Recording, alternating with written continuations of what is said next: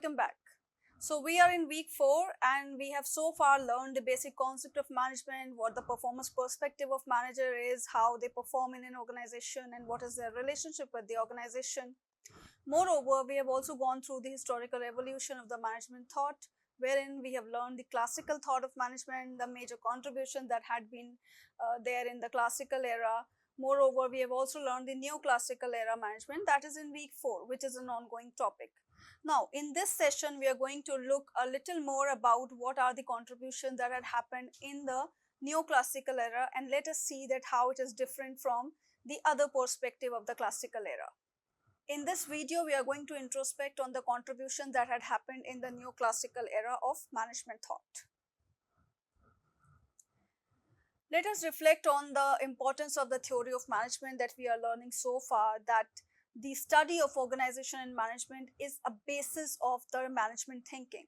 And through these kinds of developments, it is actually to understand that how the things are changing, how the perceptions are shifting, what are the different perspectives that the different contributors are coming up and contributing. And this is how we are learning through the different phases. The scientific management, the bureaucratic management, the administrative management, which was the classical era contribution, how they have paved the way for the neoclassical contribution, which calls for another dimension to look at, that is the people's perspective. So the theory of management is nothing but a kind of a guideline and a roadmap to help us understand that what management field is all about and how it is growing and how it is evolving. The significance of management theory that we are learning through the contributions helps us to explain the interrelationship between the development of the theory, the behavior in organizations, and management practices. So, these three concepts are not different, that we talk about the theory or the practice in the organization and the behavior of individuals. The interrelationship is somewhere synced with the concept of the management theory, and that is why theoretical perspectives are very important to reflect. When we are learning the basic concept of management without its theoretical conception and without its theoretical contributions, it is incomplete. The key principles which are underlying the process of management are very important to highlight, and it can be reflected through the contribution that had been happened in the history of management thought. For instance, there are many principles which are common and are applied to all different types of organizations. Just to say that the principle of coordination. So, in any organization, whatever kind of organization it is, whatever type of work the organization do, but the coordination of resources with each other is very important. If the resources are not coordinating and cooperating with each other, if they are not in sync with each other, it is going to affect the outcome and it is going to impact the performance as well. So coordination is something which applies to all sort of organizations. Same is the concept of the scalar principle. Now, a scalar chain is a chain of hierarchy and command. So in every organization there is a hierarchy. People work in different levels of management that we have also learned in the previous videos, that in an organization people are linked with each other through a chain, and that chain is basically a chain of hierarchy. So this is also another kind of principle that applies generally to the organizations. Moreover, functional principle is also something which is common to different organizations. Every organization used to perform certain kind of similar functions, let us say the human resource functions or the marketing functions or the finance related functions. So the nature of operations will be different, but the functions are similar. So these are certain common principles that helps us to understand that how the management takes shape in practice, how different organizations are performing management. So whatever we are learning through the theory and the contribution that had happened in history are really guiding us towards understanding that how the developments are taking shape. Moreover, what are the different principles that are contributing and helping us to understand the sync between the management, individuals and organizations altogether. Moreover, of course, through different contributions, we learn a sequential development in the literature. So, notable contributions of different phases in the history are actually guiding us to get an idea of how the different concepts are developing and shaping the field of management theory. And moreover, a sequential learning is also very important to understand that how things are flowing in a manner and what leads to which perspective and how the perspectives are shifting. So to get all of this kind of idea, the management theory is the basis. So it's very, very important for any management learner to not just only go through what are the basic concepts of management and what are the basic functions of managers, but also through the history we learn that how the management field is developing as a study of discipline. Moreover, management theories are interpretive and evolving in line with changes in the organizational environment. Of course, what the organization environment is and how organization environment is changing. The different external environmental effects are obviously going to impact the internal working of an organization. So these management theories help practitioners to interpret that what is happening in the external environment and incorporate those changes within the organization through their policy making, through their actions, through their different kind of rules, regulations, a kind of code of ethics that the organizations design. Their mission and vision are based upon the changes which are happening in the organizational environment. Different approaches that we learn through these kind of contributions in the history, they are not in competition with each other, but actually they are related with each other, or rather they are predicating the future contributions. So each phase of the history of management is related with the previous, because without knowing the history we cannot predict the future, and without having a knowledge of how we can understand that things are going to change in future, we have to reflect upon the present situation. So the past, present and future are synced with each other through this learning of the contributions which are there in the history of management. So every era has some kind of notable shifts which change the whole perspective of the practitioners and the thinkers, and this basically guides different viewpoints to align the issues with the solutions that can be possibly done through these kinds of contributions.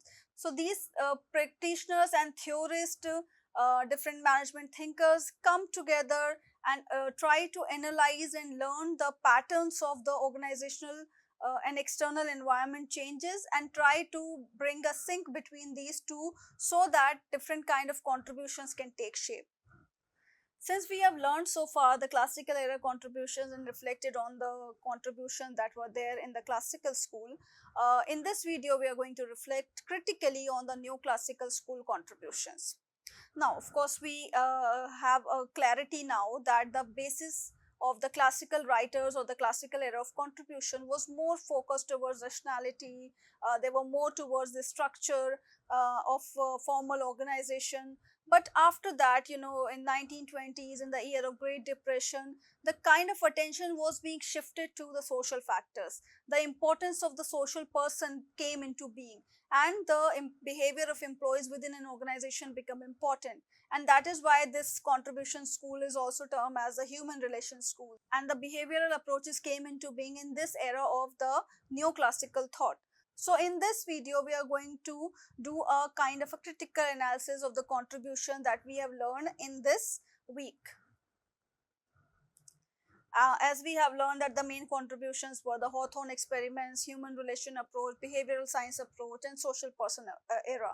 So we could say that through these contributions, the people side became important contribution in this phase. As in the classical era, the focus was more on the productivity, while herein the social needs, the social requirements, the need to have an informal organization set up, the need to have more of an empathic understanding of a management towards their people became important. So these contributions in a nutshell helps us to design it in a manner that it tells us about the people side of the organization. We have learned that there were different set of experiments that were run in the Hawthorne experiments. There was this interview program, there was this bank wiring room, there was elimination study, which is the most popular contribution of Hawthorne experiments, and then There was also the relay assembly room test. Then, of course, we get different contributors talking about the human relations importance in an organization. The behavioral scientist guides us towards the importance of motivation for people in an organization. And of course, the social needs, the need of moral leadership, the need of less hierarchical organizations, less of the control and more of the participative management thought. All of these are some kind of nutshell guidance of the new classical era, which changed the perspective of the management practitioners from too much focusing on the productivity to the workers, that their needs are important, their choices are important, they have their own viewpoint, and that subjectivity is a very different perspective to look towards the people in an organization. So this is what we have learned so far in the second phase of the history, that is the new classical era. Now let us look at now let us evaluate different kind of experiments and different kind of contributions in this era. Of course, notable experiments were the Hawthorne experiments. So the Hawthorne experiments have been criticized more on the methodology and of course on the failure of the investigators to take the sufficient account of the environmental factors. Now we have learned that different studies that were there in the Hawthorne experiments, the illumination, relay assembly, all of that. So illumination study is something that focused on productivity. Now when productivity is the focus, of course the observation pattern was more scientific in nature, and that scientific observation of the illumination study and the observers of that experiment, they took a good account of the environmental factors. They tried to change the environmental factors in a scientific way and tried to analyze it, how it is going to impact the productivity of the workers. So this was the main objective to begin the Hawthorne experiments. So herein we are going to evaluate the Hawthorne experiments and look at different kind of loopholes or lacunas that were there while conducting this experiment or a series of experiment.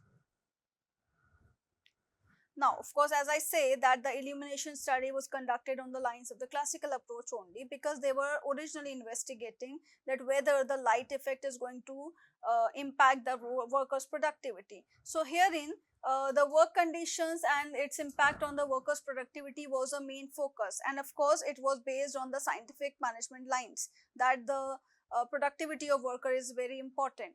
But different results and the way in which the result came out, that the productivity was rising despite of even the conditions were being made worse.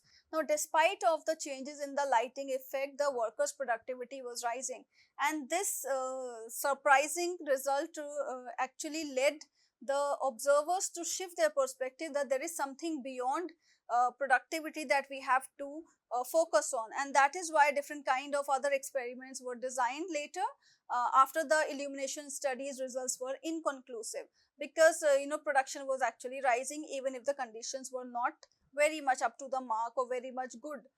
So the productivity show positive results, and this is why different programs were conducted. So interview program, for example, was initially not very successful because it was very structured. So when we say structured interview, the interviewers reached to the setting, research setting, with some set of questions to be asked, that how, what do you like about the organization, what are your perspectives regarding the administration, how management deals, what are your problems, or significantly, like, are you really happy and satisfied at your job.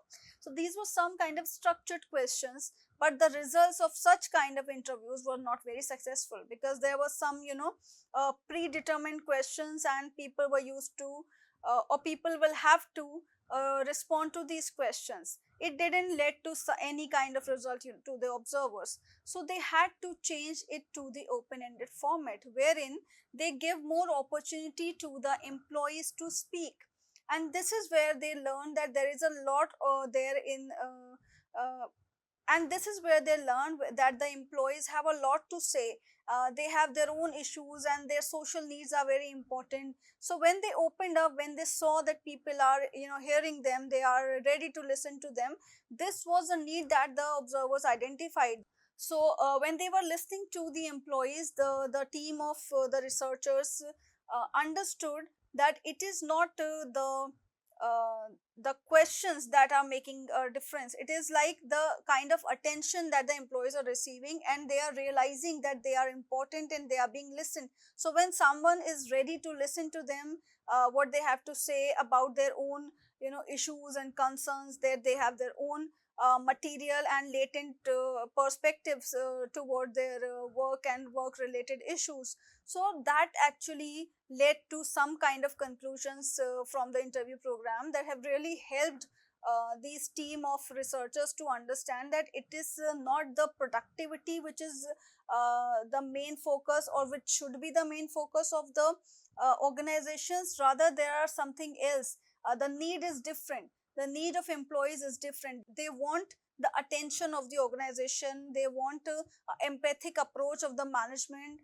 They want people to understand their issues and problems, so that they could feel associated, they could feel belonged to the organization. And this perspective actually shifted the whole vision of the researchers and also the organizations, that instead of focusing on the production and the workers productivity, if we shift the focus towards the social needs of workers, the results could be more desirable. So basically we could say that the Hawthorne experiments have really created a way towards path breaking outcomes. But initially, whatever the studies were being conducted, like the illumination study, results were inconclusive, because they were not initially were able to decide that is it because of the work conditions, or reason is different. So through different kind of experiments, different results came, and at the end they were able to realize that it is not the organizational work conditions more, but it is like some empathic concerns of the management and organization can really make a difference. And that is why the human and their needs are important. And employees in an employment setting, they have their own issues and perspectives, and if somebody will pay attention towards these issues, things can become more better. Another experiment was the relay room test and the bank wiring room. Now, these two experiments actually led to the gender debate for these experiments. These two experiments in the Hawthorne studies have been criticized because it sparked the gender differences between the men and women. So, these two rooms were different in terms of design, because the experiment was being conducted on women in relay room, while in the bank room it was the male employees who were under observation. There were also many other differences between these two experiments. Like if we say in the relay assembly room, the women were more focused towards the work, because they were working in the changed circumstances. They were there were many changes in the work condition that were being made in the relay assembly room, and because of which the productivity actually has risen. But later, when the bank wiring room was being designed, the supervisors of the bank wiring room in the actual setting were not very much comfortable in shifting their employees to a special room with special conditions, because in that case their problems will be more highlighted, that they are not performing well because of the strict supervision. So somewhere the supervisors were concerned. So there were many issues when bank wiring room experiment was being designed, and we have learned through both of the details of both the experiments. Now, in the work environment of the factory, the women had to be frequently in contact with the male supervisors for their task delegation or some kind of instructions to be received. So the supervisors used to be male in the organizations that time. And of course, the gender power hierarchy system in the home was also very much prevalent. So that was somewhere we could say congruent with the factory system. So females were more readily agreed to participate in this kind of assembly room test, and they had no issues with shifting to another room or having a certain kind of criteria before going to the experimental room, and to be more concerned about the conditions and requirements of the observation. While in the bank wiring room, we understand that there were subtle pressure tactics that were being also identified. Now these pressure tactics, for example, to control the co-workers, that whether they should not become a rate chiseler, or they will not also be approaching to the standard output of the organization set by the organization. So in both of the cases we could identify that the male workers use certain kind of pressure tactics to control their co-workers behavior, their productivity and their efforts. So they tried to control that. While this was not the case in the relay assembly room, no females were kind of trying to control the other female co-worker. While in the bank wiring room we observed that such kind of mechanism was present. So this is something which can guide to the bullying behavior, that is one. Another thing is that the gender debate related to that female were more agreed to participate will actually opening up a kind of opinion that male employees were not very much agreeing to participate in the experiment, which was not the reality actually. Experiment, while it was the supervisor who actually came up with the idea that if you are going to change the work conditions, then of course the productivity will rise and whatever will be the reason, but the questions will come upon the supervisor's performance and the kind of control. So that is why changes were being made in the relay assembly room, while in the bank wiring room changes were not being made. The only change was that the people were shifted to another room, while their work settings was absolutely same, even their supervisor was same, and the observer was in the background. So these two experiments were designed in a different manner, since it was conducted one for female and another for male employees. That is why it actually led to some kind of gender debates, wherein some kind of bifurcation with the behavior of male and female uh, is under discussion. So this is another point of criticism for Hawthorne experiments, that some kind of experiments were designed specifically for male and female differently, and of course it is going to lead to give an idea towards a differential behavior, that how men behave and how females behave.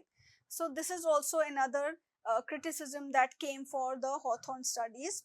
Moreover, in general, if we look at the evaluation of the human relation school, so the human relation approach has led to the idea of increasing production by humanizing the work organization.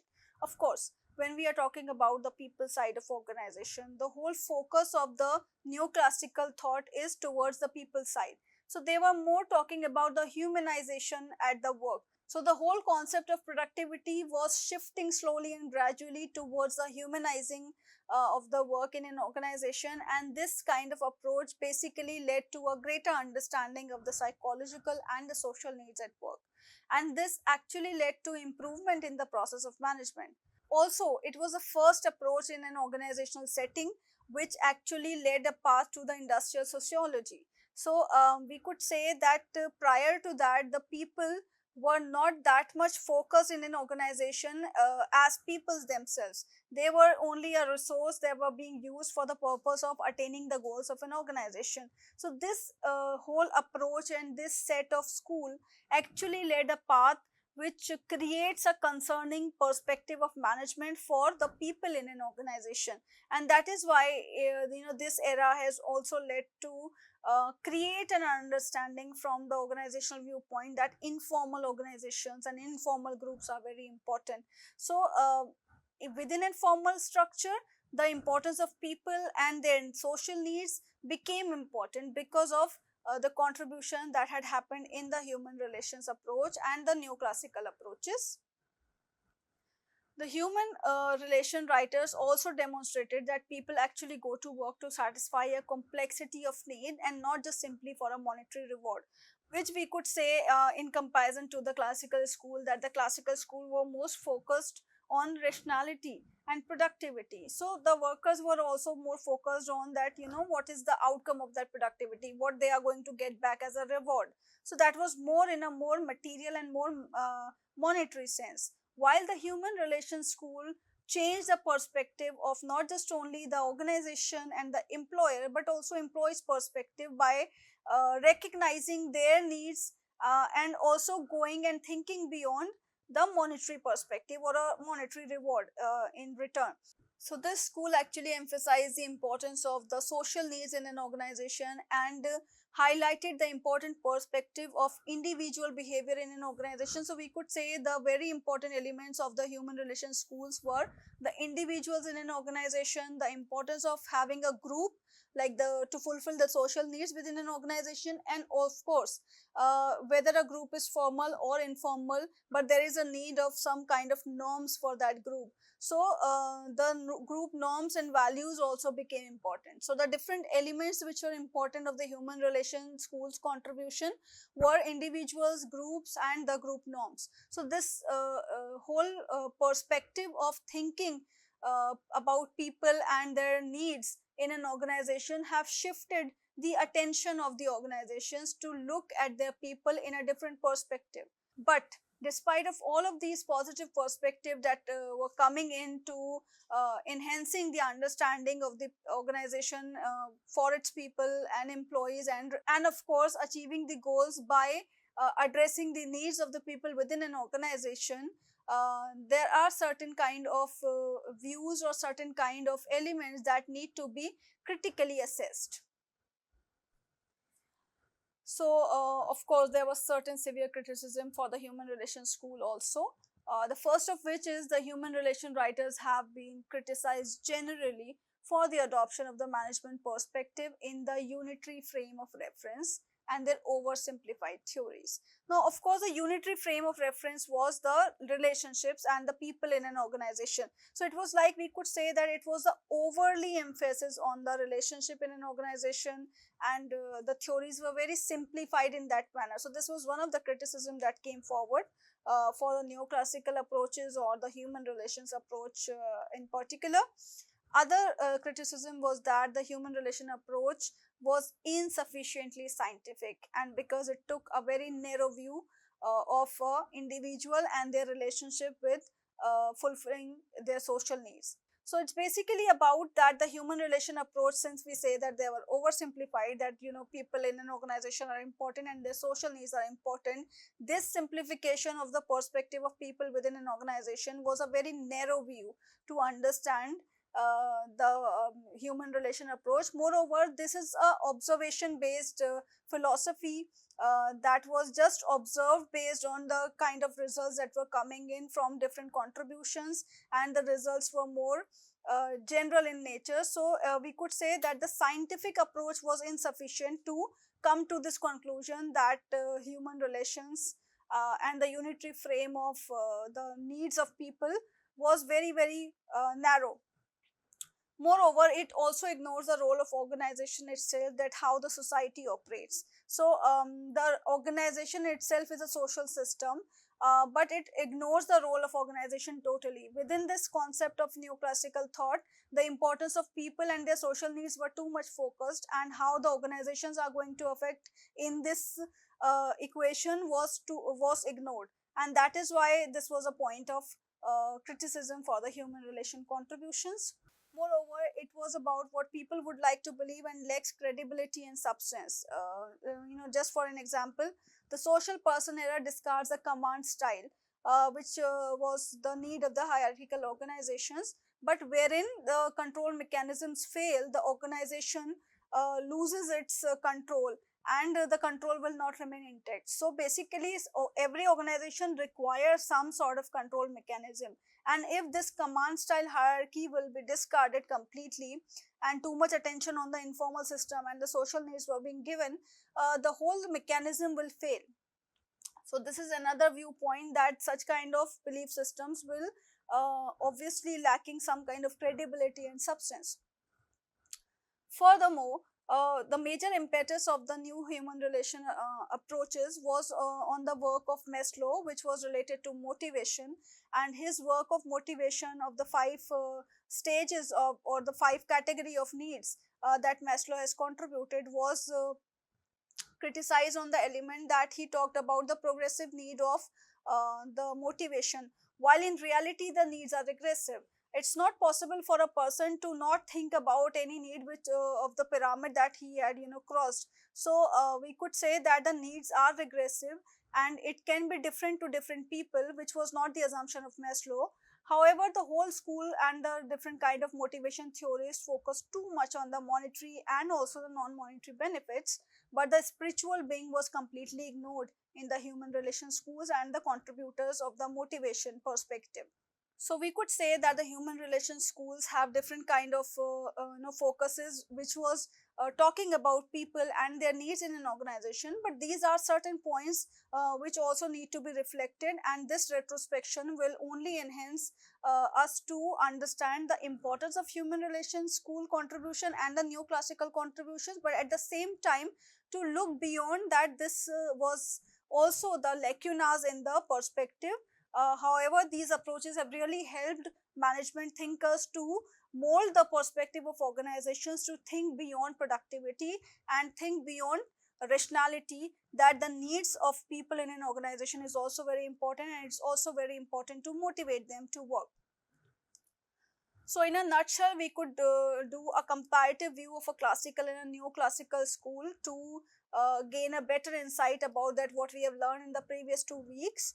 So, we could say there are classical approach and the neoclassical approach focus is different. Because in the classical approach, the focus was more on the economic demands of the workers. It was, more related to the outcome of the production, that was more in a monetary form, monetary rewards. While in the neoclassical approach, the emphasis was more on the human emotions and the quality of workers and different qualities of the workers, which were more humane qualities, that were, like the social needs, the need to talk, the need to be heard. These were certain kind of human qualities that were being the focus of the neoclassical approaches.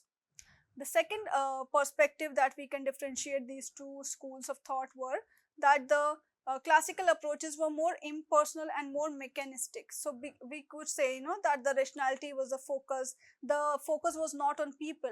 While in neoclassical approaches, the focus was more on the social system, the importance of the human and their social needs. In the classical approach, we could say that the application was more of an autocratic management system, because of course when the focus was more on the production and the productivity, of course there were certain kind of rules, regulations that were required. So the control mechanisms were strong and the system of management was more autocratic. While the neoclassical approaches shifted the perspective of autocratism to democratism. The focus of classical approaches was again more on the discipline, while the neoclassical approaches were more focused on the socialization of the people in an organization. Similarly, the work goal of worker was more to get better remuneration and get better monetary rewards, while in an organizational perspective of a neoclassical thought, it was more of the attainment of the organizational goals, but by becoming a part of the organization. It is like organizations are social system, and the people work in an organization not just only for the monetary reward, but the non-monetary rewards as well.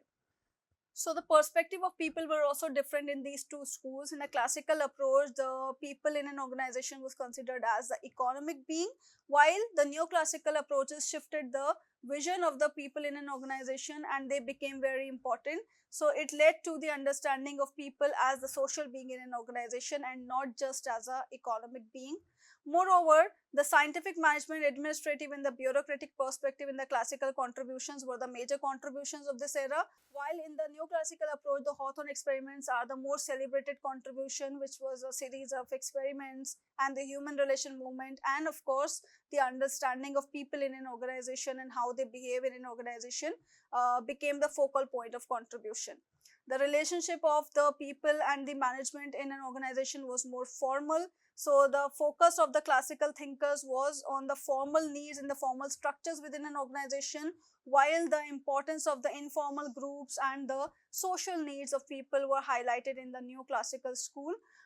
Also, if we could say that the structure of organizations was more mechanistic in the classical school of thought, while they became more organic in a neoclassical approach. So we could say that in the nutshell, the classical school of thought was something that was focusing on the organizations and not much on people, while the neoclassical school focused too much on the people and forget the role of the organization. So each of the school and each of the era of the management thought has their own pros and cons, and it is very important for a learner to reflect the concept from both viewpoints and not just looking at the benefits. So we come to an end of the discussion of the neoclassical approaches, and I've also gone through the critical perspective of neoclassical school. Further, we are going to learn about the modern school of thought and the history of management development in the next video. Thank you.